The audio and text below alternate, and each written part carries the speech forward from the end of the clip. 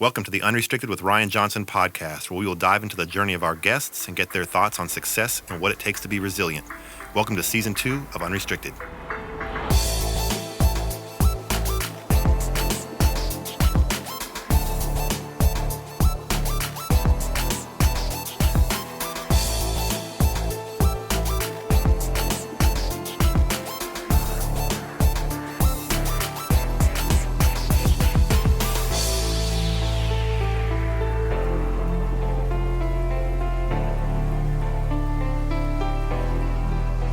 Welcome to Unrestricted with Ryan Johnson. I'm your host, Ryan Johnson. This is episode 6 of season 2, and today we are joined with head coach Burshaud Williams. He's coached professional basketball at the minor league level here in the United States and is currently in China as an assistant coach for the Macau Black Bears. Welcome to the show. Hey, how's it going? Going good. We go back a couple of years, so I thought that this would be a great opportunity for players and people chasing dreams, other coaches, to hear your thoughts, really on your journey, things that have gone well for you, and how that has pushed you forward. Maybe some hurdles you've had to overcome, and tools that have been in your bag that you might have used to overcome those challenges. I know you're a person that has a strong faith in the powers above and in yourself, which I think is very key for a person when they're pursuing their dreams. But I think you have a lot to say, a lot of great things to say. So we're glad that you're here today, and we could overcome the time difference to make this happen. Where does your story begin? Man, to be honest with you, my story, I guess you want to say in the basketball and the coaching world,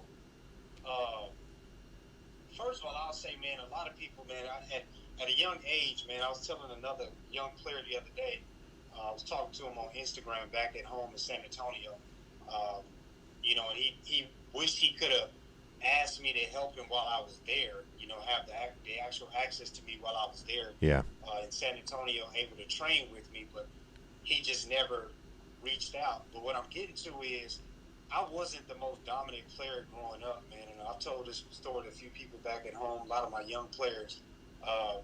I really didn't know what basketball was in the 6th and 7th grade and stuff like that, and I wasn't a starter. I put myself around basketball. I mean, when I say put myself around it, I played on the court, but I put myself around the higher ups, like the varsity levels and stuff like that. It was times where I was actually staying after school after my practice with like freshmen just to watch the JV and varsity, and just putting myself in that atmosphere, saying that that's where I wanted to be. And then I had the opportunity to play at the high school senior varsity level as a 9th grader because I placed myself in that environment, and the coach actually saw that, and that's what gave me my opportunity.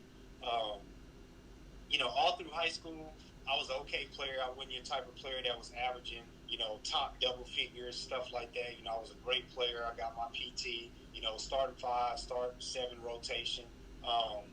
And just like I say, just going further, man, I learned a few things in high school basketball. The most important thing that I took from that was my junior year, I got kicked off the team because of my attitude. And because I had a big head because I had played varsity ball as a 9th grader. Okay. So I had the big head going into those next following years after that. So my junior year, I got kicked off, and here I am arguing with the coach, and I'm really thinking like, man, I've been playing varsity since the 9th grade when he was the assistant coach, and now he's the head coach. And man, he kicked me off, and basically in a very stern, calm voice, I'll never forget it. Adrian Wiggins, he said, "Mr. Williams, don't come back to the program." So I looked at him crazy, like, what, are you serious? So what I tried to do was I tried to transfer over to Eisenhower High School, which was our big rival. He didn't give me my release papers. Then I was like, you know what? I'll just go home to San Antonio, stay with my aunt and stuff like that, play at a powerhouse school, John Jay in San Antonio, doing, the early 90s, the late 90s to early 2000s. And sure enough, I could transfer there. So basically, I sat in the stands my whole junior year, even when I played soccer. Yeah, sat in the stands, and I became that. If I was out there playing type of player, they would have won.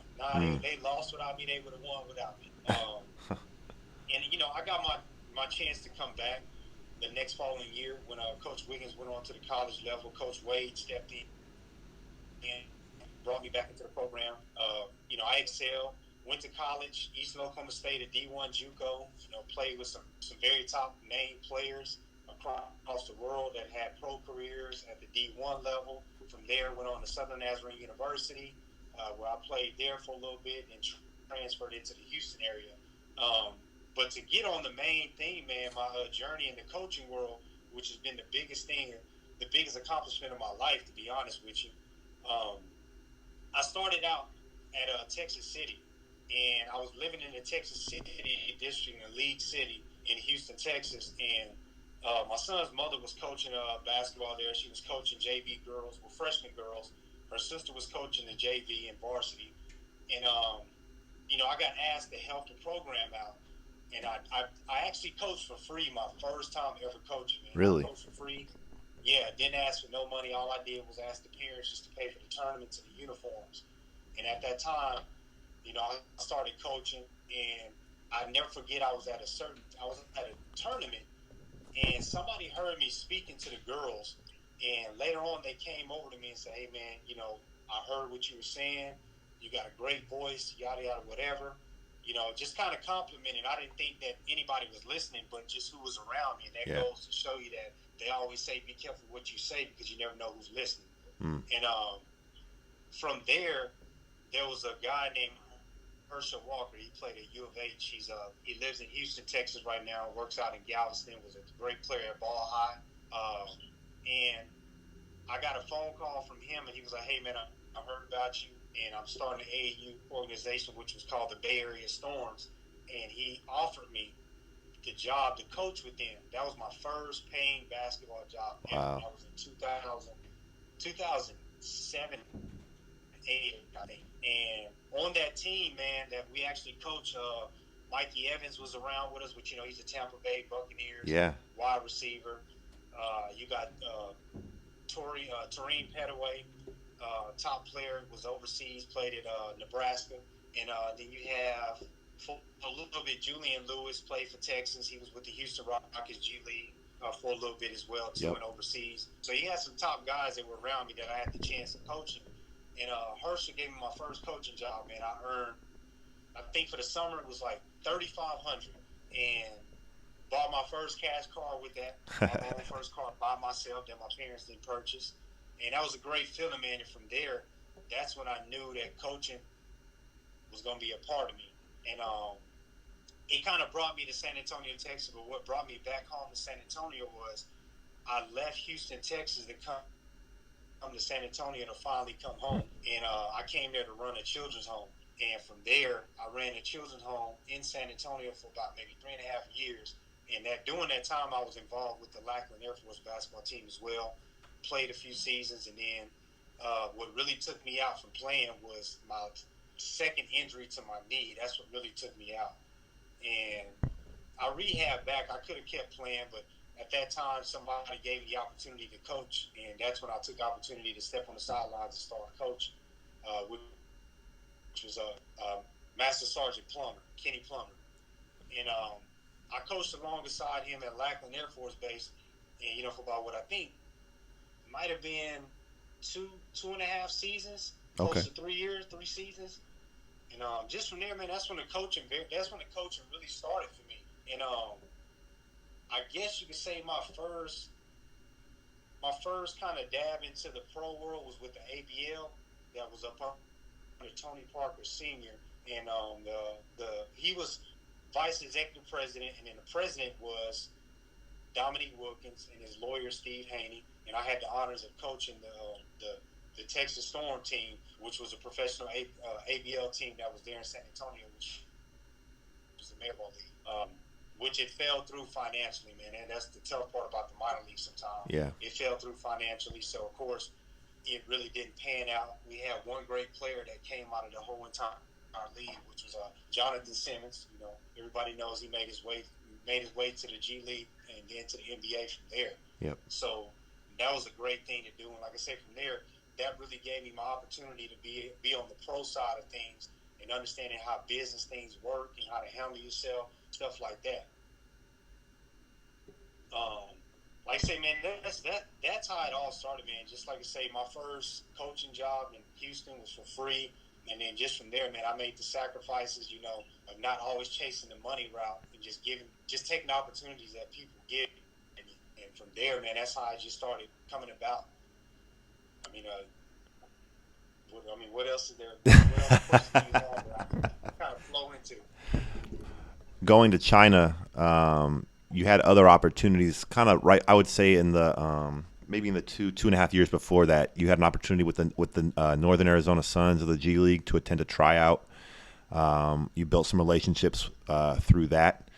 Um, you, based on your body of work, you were kind of you were noticed from a distance by some people that were able to put you in touch with getting to China, essentially, right? I mean, I think Yeah, basketball in America, like at the minor league level, outside of the NBA, I don't think as a basketball culture it's really been figured out, which I think it's disappointing. You go anywhere else in the world, professional basketball in any country has multiple levels, and nobody really bats an eye at the quality or oh you play for them, or you play in that league. It's not a negative thing. Soccer, I think, is the best example worldwide because there's so many levels in every country or so many countries. Soccer, I think the levels of professional soccer in America is way more developed than basketball is here. Um, but can you explain how that jump was for you to get to China? Can you explain the importance of the networking that took place? Because you were a head coach at a minor league level, um, and obviously trying to grow to higher levels, right? But speak to that importance of that networking. You mentioned, you weren't chasing the dollar, which, I mean, you can't pay bills on handshakes and hugs. You know what I mean? So I think that yeah, that is there's a lot to that you did that you weren't chasing the dollar, but that you had the vision and the commitment to that vision for yourself to know that sometimes you have to take the job or take the opportunity that doesn't pay. Can you speak? I guess I'm asking a bunch of well, different things, but if you could touch on any of that. no, I mean, with the selection of things that you said, actually, made me go back a little bit.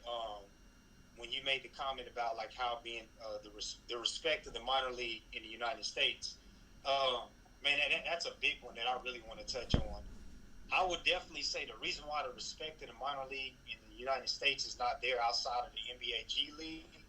Uh, it's the quality.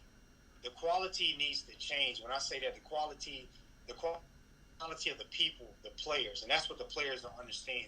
You have a lot of guys and a lot of organizations and programs that want to be a part of the minor league basketball world in the states, and that's a great thing to try to help somebody live out a dream and be a part of something to give you that self gratification that I'm at a professional level. I'm playing as a pro. I'm coaching as a pro level. Just being a professional person. But what really needs to change is the players, coaches. You need to understand that you and I'm going to touch bases. People may not like it, but I'm going to touch it just because it's got to be honest truth. Yeah. When I was given the opportunity to coach at the minor league level with the Alamo City Aztecs, I pretty much put myself on a platform as if I was at the NBA level. Mentally, I watched coaches around me, meaning outside of the minor league. I dressed professionally. I changed my attitude in the community. I changed my attitude when I was out anywhere, whether it be, let's be honest, in the club scene, a restaurant scene, anywhere. I changed my total. Uh, I changed. I mean, I carried myself that any professional coach in the NBA, NFL, Major League Baseball, any top professional level, how they were carrying themselves, and that's something that I chose to do because I was given the opportunity to be at a professional level, whether it be at the highest or the lowest. Antonio Daniels told me during the ABL season, he told the players, I don't care if you're making $40 a game. When you put your name on a contract, you are considered a professional athlete, professional coach. You have to treat yourself and carry yourself with utmost respect. And that's what a lot of coaches in the minor league and players do not do. They look at it as they actually put themselves at a lower quality within the sports world when you're actually a professional player. Yes. People will value you the way you put yourself out there. And people saw the way that I presented myself on the sideline with the players, always suited up, always professionally speaking, always carrying the name, the brand the right way in the community, making sure that I wasn't acting a fool out there, whether it be in a gym or, in the club or something like that, because I still go out and have fun, but I made sure when I was out there, nobody could say that, oh, we saw him acting a fool and this and this and that. You have to carry yourself like you're at the highest level in the game, whatever sport it is. And I think that's the major problem with the minor league, that a lot of coaches and a lot of players don't understand that just because you're at a minor league level, they feel like I can still act as a clown on the sideline in the game. And social media plays a big part. And you were asking me about that. The networking aspect comes from the social media for me very big, because people watch what I did and how I carried myself, and I saw a lot of people saying that stuff to me. I like the way you carry yourself. I like the way you do things. I didn't give people another page of the book to be able to label me some type of way. I gave them one aspect on social media, and that's basketball, professional, carrying myself the right way, putting myself in the community, and just doing things. Yeah. And that is why the minor league is the way it is, and the reason why it gets some respect, it gets outside the NBA G League, because people go for, these coaches are just going for players. I'm going to be honest. In our program with the Aztecs, outside everybody else, I'm not going and getting somebody that's out of shape, that who can just play basketball or who wants to play basketball. People are worried about the wins more than the value of your brand. And that's what they don't understand. In order to build your brand, you can't go and get somebody that's at 38, 39, 40 years old but still wants to have a basketball dream just to help them have that dream.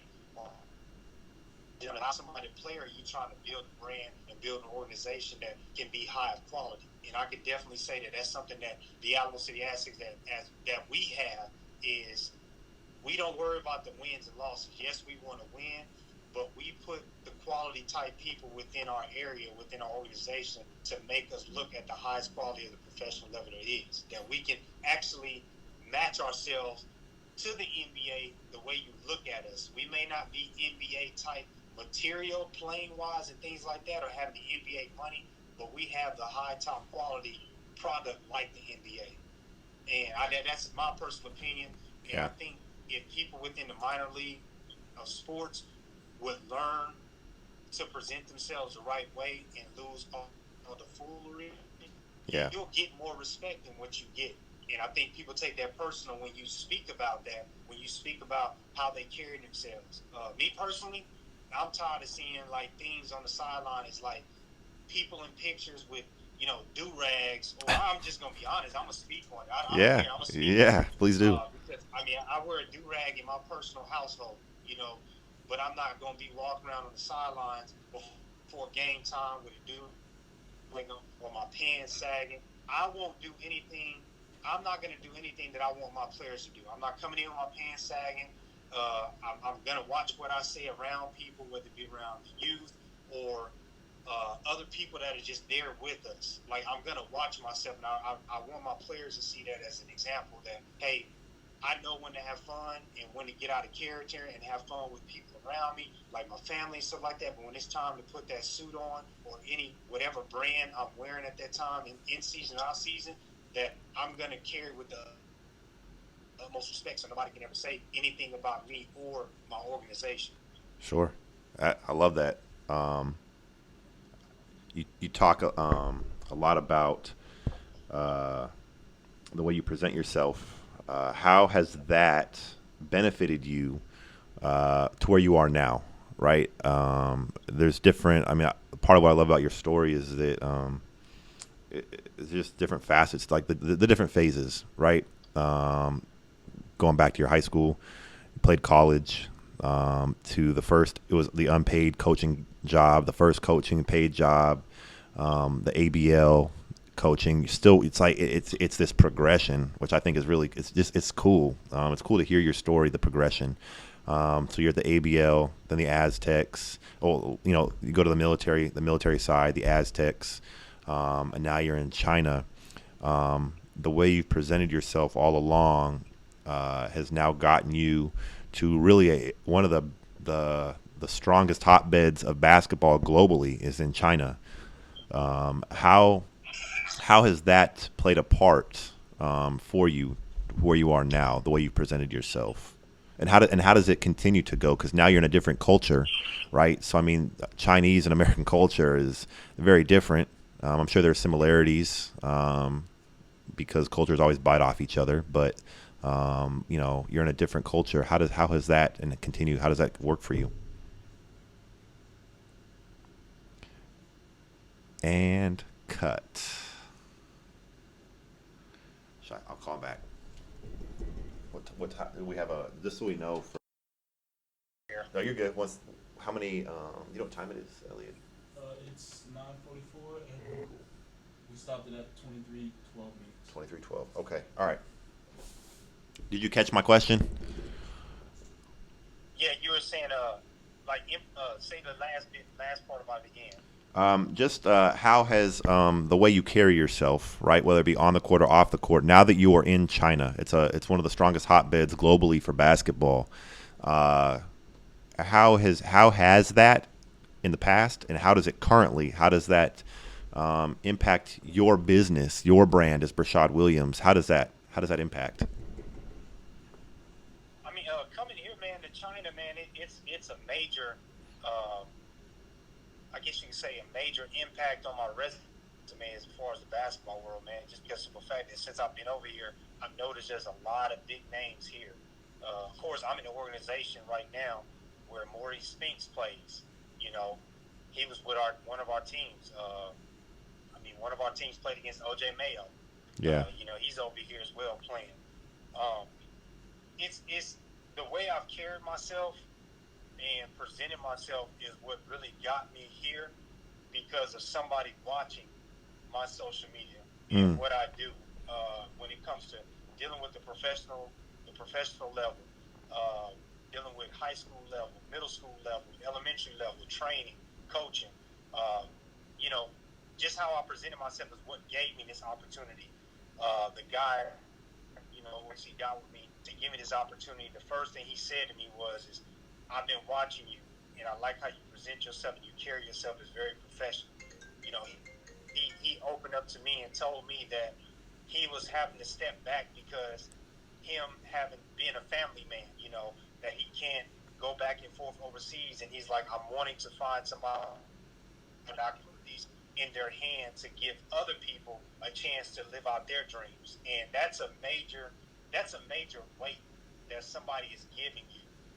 That has a lot of value. That's a major gift because they are handing something over that they have done to live out a dream that they've had, and now they're telling you that I want to hand this over to you Yeah. because I like the way you carry yourself and things you do, so that you can give other people in this basketball world the opportunity as well. And when he gave me that, it just took me to another level, meaning that it is really about how you carry yourself, the sacrifice, how you present things, and that, like I said, the opportunity coming to China, man, was just like really big. I do want to tell you some things about Yeah. the journey to China, and I feel that the signs were always there in front of me. Just I didn't know until the actual time came. And a Yeah. few people know this story. My stepfather passed away now, going on about maybe 6 years now. And what's crazy is a few years ago, I was in Ross I want to say Ross TJ Maxx. Well, anyways, I found a China jersey. It was the only jersey in there. And I really didn't know much about China basketball. I Yeah. seen this China jersey. The jersey was dope, and I bought the jersey. Never seen anybody walk around with this jersey. Well, I was supposed to come out. So my first time crossing anybody from out of the world, the China country, was with the Spurs. I've been with the Spurs organization for 3 years on the youth development side. That's been a major opportunity to be a part of a great NBA organization, worldwide known. That's given me a lot of too as well on the resume, as far as getting in different places. That's an organization that just doesn't hire anybody. Right. And I really value working with them on the youth side, and I really carried myself well with that. And, just kind of, I made myself feel as if I was within the NBA level like that, working around and doing things. Like I'm a part of this organization. Yeah. And we had a group of kids come from Beijing a year ago, and they came in. We were trying to be the first NBA organization that started doing a relationship with overseas countries and stuff like that, and just bringing people in to see how the basketball world works with the NBA, and just kind of opening the doors and showing love.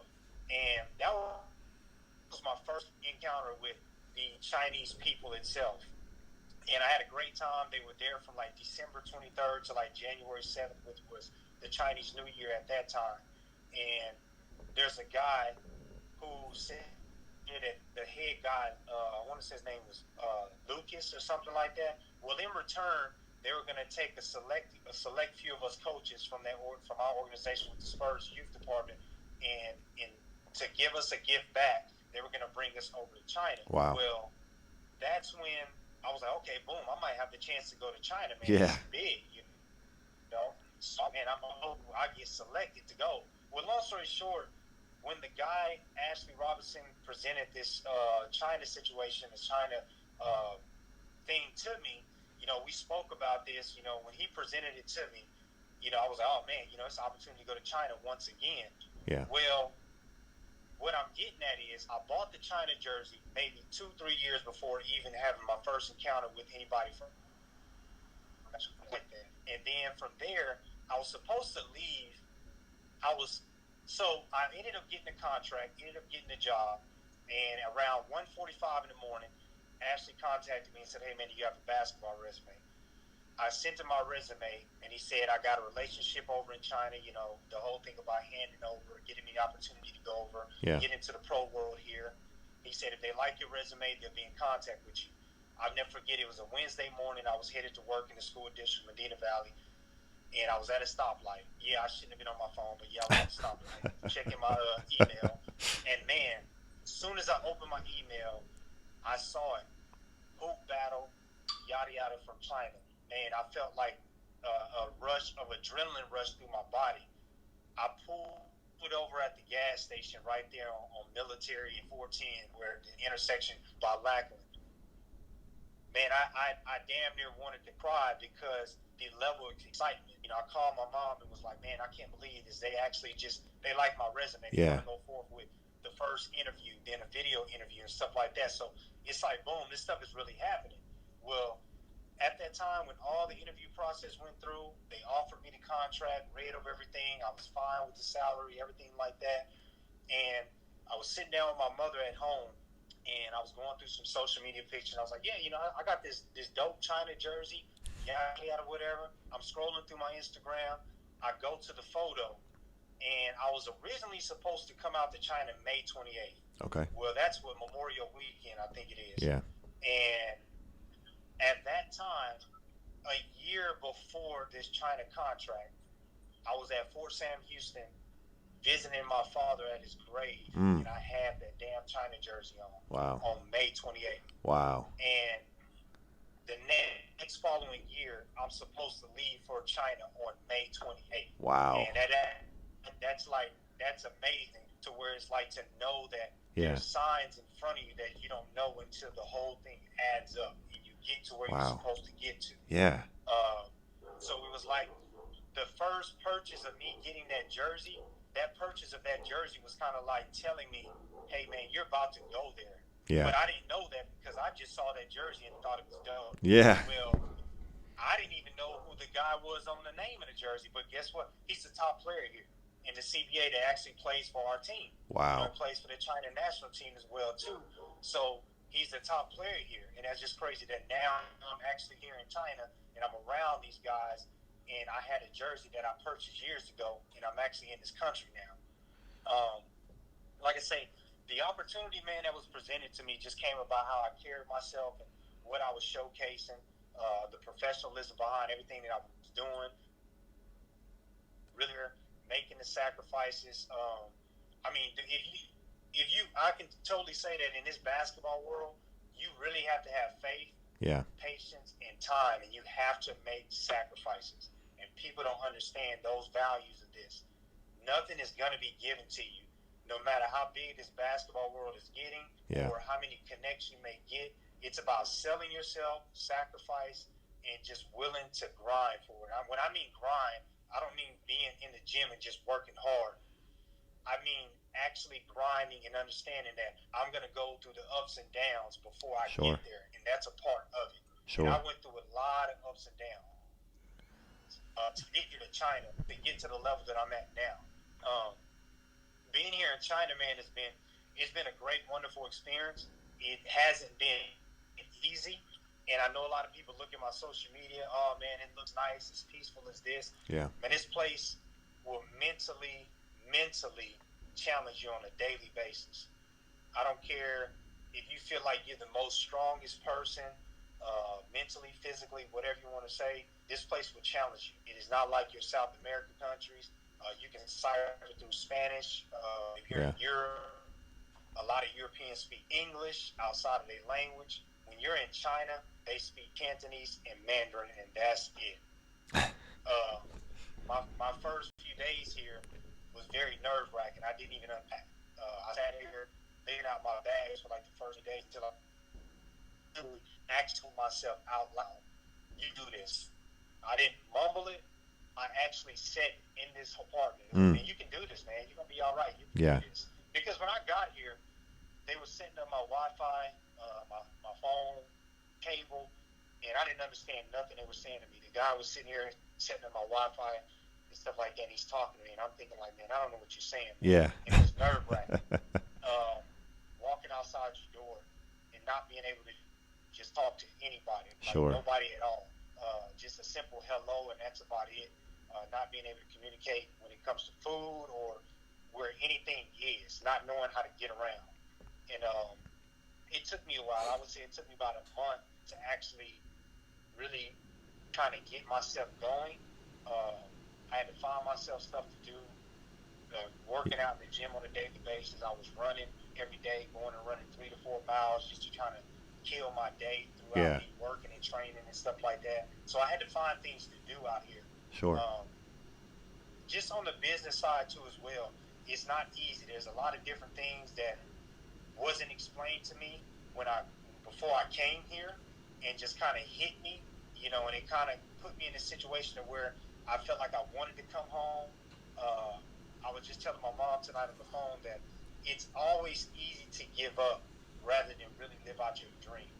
Yeah. And that's when you really have to sit back and ask yourself, what's my reason? What's my purpose? You have to understand that if I take the easy route of copping out, what is it that I got to go home to? Right. Meaning, when I say that, let's exempt family and friends. What I'm saying is, when you leave home and go overseas, you've now left your financial situation home. Yes. You don't have a job when you go home. Right. You've gone into another country to work. That means you have left whatever job you were working back at home in the States. So it's like you have to physically start all over when you go home. Yep. So I sat back to myself and said, okay, I got finances coming in, but if I cop out and go home, how long is this finances that I have gained here going to hold me off at home? Right. I got to think about those things. Right. So I had to sacrifice mentally to keep myself here, no matter how hard it was getting. And like I said, there's a lot of things financially that I got put into some situations back at home that a few people know about. That I put myself in a hole because of finances here, getting hit with things that I didn't know I had to pay back. To our company. Players get hit with bills too that they have no knowledge about. They'll just pop up and say, "Oh, you have to pay for this, or you owe this money back." For instance, I sat down in the office when I got here a few weeks later, and all of a sudden, a person is writing out on a piece of paper, and I'm like, "What is that?" They're like, "Oh, you got to pay this money back." I'm like, "Well, that wasn't told to me." Right. And they were talking about like food expenses, like minor groceries, hangers, and stuff like that. I'm thinking, I came over here with no food. Right. Wanting you to pay back bedding. I'm like, I came here with nothing. Yeah. I understand that they put my house allowance within my salary. So I take that at the beginning of every month. I take it out so it doesn't affect my salary. Well, the first month we got here, me and the other coach that was here with me, uh, of course we didn't have any money, so therefore we didn't pay our rent. Well, I didn't know that somebody else paid the rent, that I would have to pay my rent back, even though I'll get it back at the end of my contract in my apartment. That was not told to me. All of a sudden, I was sat down by somebody, and they just started writing on a piece of paper, adding up money. I'm like, what is that? You got to pay it back. First thing out my mouth was, I'm not paying for that. Yeah. And I asked for, and I'll be honest, I asked for a conference call with our CEO and our head person out of Beijing for our training with our skill development coaches, all that. And I was granted that conference call, spoke to them. I told them that, these are not things, this is not how you handle business. You don't go to another country and you get put in debt. That's Right. what you don't do. You're always supposed to have some type of money set aside for relocating anybody within the job world. You just don't bring somebody over and then say, oh, you've got to pay for that. Well, you've got to relocate me, so of course I didn't come over with that stuff. So like I say, it's a lot of different things that'll hit you in the face that you don't know about. But you have to be mentally prepared to overcome and deal with. Yeah. Yeah. And like I say, I didn't know any of this. Like I say, I was told things. Don't get me wrong. I was told a lot of the importance before I got here. Yeah. But it's just those small things that will hit you that you're not even prepared for. You're thinking like, oh, I'm about to get paid. And then when you get your first salary, they're like, oh, you owe this money. Yeah. And you're like, what? Like, yeah. I wasn't told that. Yeah. But then another thing, too, that I'll be honest with, you're in somebody else's backyard, somebody else's country. Do you want to get hit with legal situations? Right. Because I was at a point where I felt like I didn't have to pay that money back. But when you think about it, it's like, you know what? Is it worth it? Yeah, man, just give the money back. It really didn't hurt me, but the fact that I was over here working my butt off, making my salary, I didn't want to pay nobody back. So at that point, I actually paid it back. Like I say, it actually relieved some stress off of you, and it really did for me. But those are just some of the things that I've battled since being over here. I finally got my work visa, and that work visa is one of the biggest things that you can get over here because of the situation that we have with China in the United States. We have made it hard for the Chinese culture to come over to America, so in return, they've now made it harder for us to even come over and even work. Interesting. So it's pretty much like you have to prove to them your value here. Gotcha. You can't just be here. Like, they want to know, if you're here to work, they want to know exactly why do we need to have you here within our country working, Sure. whether it be in the sports world or in the school world, the education world. And these last 4 months, my company has had to prove the value of having me here within the basketball culture. Sure. And I was first denied my work visa a few weeks ago. I had to go to Hong Kong to reset my 90-day tourist visa, which I have multiple injuries. So I had to go to Hong Kong to the consulate to reapply again. Yeah. They approved me for another tourist visa, which was another 90 days, 3 months. And then coming back, they actually approved me for the work visa. So I finally got that in hand the other day, which was amazing. It was a great feeling. Yeah. It makes you feel like now you can walk the streets with as if I was back at home. Sure. Because now, if the police stop me, there's no legal situations that can happen to me or Right. anything like that. I'm able to just be free and just walk around because they do ID checks here. Yeah. They randomly do it. One morning I came down from my apartment and I was asked for my passport, and I was asked where I was going. I wasn't allowed to tell that I was actually here working because you can get in trouble. Wow. Like, you can get in trouble if you don't have the work permit. Even though I was here working and training and getting paid, Yeah. if you don't have that work visa, that's actually illegal. Okay. And I'll be honest with you, in the basketball world, they really don't bother you, whether it be a player or a coach. Even for players, if you're here and you don't have your work visa, it's very hard for them to pay you on the books. And people don't know that. So a lot of times players are here, but they're getting paid, but they're not able to actually play physically in the work visa situation. And like I said, it's just things that you got to deal with. It's a lot of ups and downs here. And like I say, that's a major weight on my shoulder that's been relieved that I actually have my work visa now, and I'm just free, man. It's like being free in America, to be free to do whatever you want to Yeah. say, like a prisoner getting out of jail. Yeah, it's got to feel good for sure.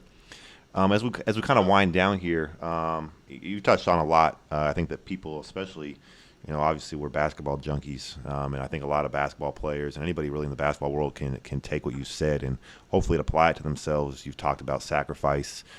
You've talked about, when people say, "Oh, I'm grinding," it doesn't necessarily mean I'm in the weight room and on the basketball court. I mean, it partially means that, but there's other parts to that. It's making sure you're financially stable, and financially stable and able to pay for a scenario or to contribute financially to a scenario that may require you, a player or a coach or anybody, right, to get themselves to point A or point B to help further their dream. You've talked about, your growth from really not being involved in basketball, and making it through high school, college, coaching, which you spoke a lot to your sacrifice as well. It's gotten you to China. You're in the higher levels of professional basketball now, and talking about that, getting used to a new culture, especially like China, which they've got a lot going on over there right now. I know you were in Hong Kong with your passport during a huge riot that was going on recently. Or I won't say riot, but there was some resistance going on with some of the citizens there in Hong Kong. I'm gonna say don't. I'm gonna say Yeah. don't talk about that because I was told not to talk about it because around this time they be on cybering on the Okay. phone. All right. Well, we'll stop with Like that. it's funny, but I'm being serious. Yeah. And No. what's crazy is, no, I want to tell you this though because I think for the last week, around 8 o'clock, 9 o'clock, the phones have been I've been having problems. So I'll bet. My VPN hasn't been working on my cell phone, which Oh. I have Astra, and it popped up on my laptop saying, due to the circumstances in Hong Kong, your VPN yada yada is not working. So I had to get another VPN. Well, I was at work the other day and talking to one of our guys at the company, and they said that they do that. So like around 8, 9 o'clock Yeah. last week, our phones have been messing up to where Wow. we just couldn't. You couldn't get on them. Yeah. And I mean, we're not talking bad about anything, but that's what No. he just says that Yeah. they listen in to kind of see what you're doing and what you're talking about, and it's very funny, man, because I'm glad you said that. China is very closed off, and you will actually, as an American coming here, you will actually look and see that how much they are closed off to the actual world itself. And I mean, like Shanghai, Beijing, Hong Kong. That's like when I went to Hong Kong, man. I did not want to leave because it was almost like it felt like I was back in America. Yeah. Excuse me. I know people are gonna be listening to this, and kids might be listening, but I'm gonna just be real about it. Walking down the street, my first night in Hong Kong, I see some people walking down. All of a sudden, I hear, "Man, that shit is crazy," and I'm looking like, "Whoa!" And they're just actually everybody is talking English. Like Yeah. even when I went into a restaurant and I'm sitting here asking like I need water, like Ho Shui, and the lady goes, "You want some water?" And I'm thinking like, "Yo, you spoke that clear." Yeah. Like it's like those places, man, are just like totally different. So the experience in China, where I'm at, the southern part, is like the real closed off part. Like the Chinese culture, man, they don't care about your space. I've been in a restaurant and I've been on my phone, and a person that works in the restaurant has literally come over my shoulder and looked in my phone, and I'm on my phone. I looked over my shoulder like, "Dog, what is wrong with you?" Yeah. And I'm like, "You don't do that. In America, we ready to fight somebody. Yep. Like you just don't." They don't believe in privacy. They're in your personal space. I will say, man, it's been an experience with people chasing you into the elevator, asking for pictures. Yeah. I've been on the side of the street walking, and I've physically seen people at the stoplight with their phones taking pictures of me, videos. I mean, it's great, man. It's Yeah. funny sitting at restaurants and people are walking by taking pictures through the glass window view. Yeah. Coming up, wanting to just speak to you.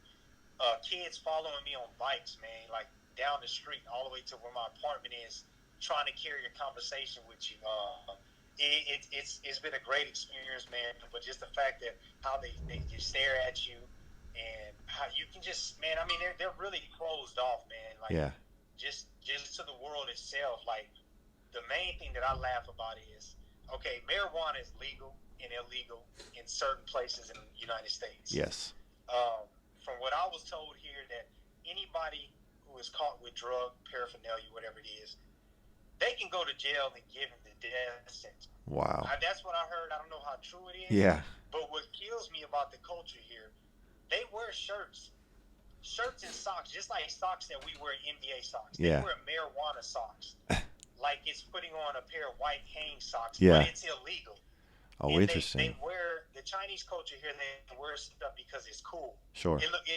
It's cool looking. Yeah. And I'm thinking like you'll see 15 people walking up and down the street with marijuana shirts on, but can't do it. Socks on, even around kids. Yeah. Like it's just a pair of NBA or Nike socks, because it doesn't mean marijuana or weed to them back in the States like it does to us. Interesting. It's just cool. Interesting.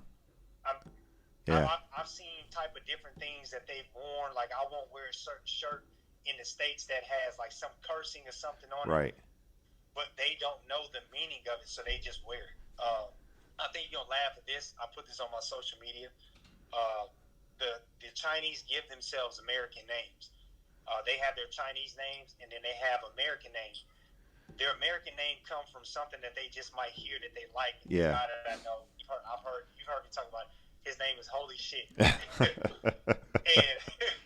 I thought he was pulling my leg when he said it, but his name is really Holy Shit. People call him that.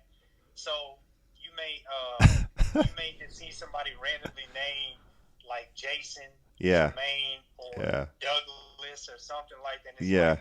like they'll tell you, I like that name, but that's not your name. That's definitely different. Different than what we're used to. Hey, some people look at Marvel like Iron Man. That's my name. Call me Iron Man. Like I'm not calling you Iron Man. Yeah, I go by Captain America. That's cool. It's Like I say, it's been a major experience. That's really awesome. It's cool that you're getting to experience that and see just all the different side of the world, different side of the basketball world. I know it's an exciting time for you. We have about another minute or two here. Do you have just any last advice for that basketball player, that coach that is, let's say, they're where you were a year or two ago? If you could reach out, and give some last minute advice. Yep. Say it again. It cut out. Hashtag China. If you could give any last minute advice here to another player or coach that's where you were about a year or two ago, what would you have to say to that person? Man, I would truly say, to be honest with you, man, self-preparation. Self-preparation is on a daily for your dream. You can't just prepare on the weekend, or I'll do some more at it next month. You got to make self-preparation. You have to prepare for your dream every day. And whether it be removing yourself from environments, removing yourself from people, or starting to act in a certain manner, like rappers. If a person wants to rap and be a rapper, they rap every day. They rap about anything that they feel. They don't just rap on Monday and then say, I'll rap again on Friday. They just rap and rap and rap. In the basketball world, since we're with the basketball world, you have to continue to prepare your body. You have to continue to think on a certain level that you want to be at. You can be at the lowest level, but if you want to be at the professional level, you have to act like the highest professional level there is out there. You can't just do it on game day, Sure. and then after game day you're done and just live a regular life. You have to put yourself in the environment. You can't just put yourself in there on certain days about the week. Your mind has to be there, the way you speak. If you, and I'll say this too, if you want to get somewhere, speak it. You're not lying. Speak it. Yeah. You're people think that you, just because you say I'm going to be there or I'm doing this. When I said I was a professional coach, I was a professional coach. I'm a professional coach. I didn't say, I coach professional. I'm professionally minor league coach. No, I'm a professional head coach. Yeah. That's how You have to speak it and live it. At a certain level. Yeah. So that's what I give any player, any coach advice, man. If you want to get there, put yourself at that level, man, and don't think that just because one door closes that's the end. It's not the end. There's a reason why your time has not come up, and a lot of coaches and a lot of players get down on themselves when something doesn't happen in the right time that they wanted to. It's a reason. Yeah. Real quick before we go, you know that I was recently inquired by the Stockton Kings, Yes. the Sacramento Kings G League. A few weeks ago, I was reached out. I reached out to the head coach. The head coach reached back to me and asked me to send my resume. They were going to be adding another coach for the season this year. Well, he wanted to bring me in, and it wasn't no ifs, ands, or buts. The main thing is if the GM was going to bring the coach, if the GM wanted to agree to bring in another coach, I had the job. I was already told I had the job. Well, the situation came about that the GM said they weren't going to bring the coach in. I was fine with it. I didn't get mad. I felt that I was trying to rush because I got to China and I haven't experienced the full level of capacity that I can reach out here. I felt that I was rushing to get back home. Yeah. And I basically told myself, it's not your time. It's so much more out here to be done. Hold on. If you get done here, there's a possibility you'll land in the NBA or the NBA G League. Yep. And that's how I took it. With that being said, that door closed, and a few days later, the other door with our professional team opened up. Yeah. And I didn't know. So a lot of times, player feels like just because a door closes, that it's over with. It's not over with. It's not done with. That door is closing for a reason, to see how hard you're going to open up the next door or how hard you're going to work to open the next door. And that's what you got to do, man. Just have faith, man. Yep. Just believe. If don't nobody else believe, you need to believe. And I told my mom this, and we can end it, that you know the walk that you're on, and can't nobody steer you away from that walk. And if you have a certain level that you're trying to get to, nobody can take you off that path to that level but yourself. And that's how I feel. Yeah. I have a path and a level that I'm trying to reach, and nobody can take me off that path but me. There's a lot of truth to that. I love it. Well, I appreciate your time, man. I know you do have a busy schedule out there, and it's late night over there. You're about 13 hours ahead of us, I think.